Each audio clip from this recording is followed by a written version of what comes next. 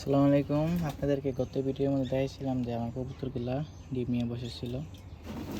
এই যে দেখেন, আমার ডিম থেকে নতুন বাচ্চা বাইরে হয়েছে, মাশাআল্লাহ। আর এগুলো তো আপনাদেরকে আরও আগেই দেখাইছিলাম। এখানে এগুলো পেটে দেবো, আর বেশি দিন না। এগুলো বসে দিয়েছি সবগুলা।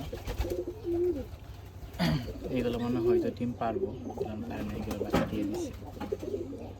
এখানেও ডিমগুলা প্রায় বাকিগুলো কবুতর আসা করছে না,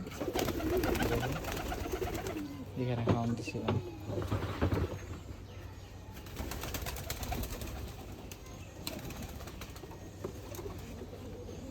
এখানে এখনো আছে ডিম।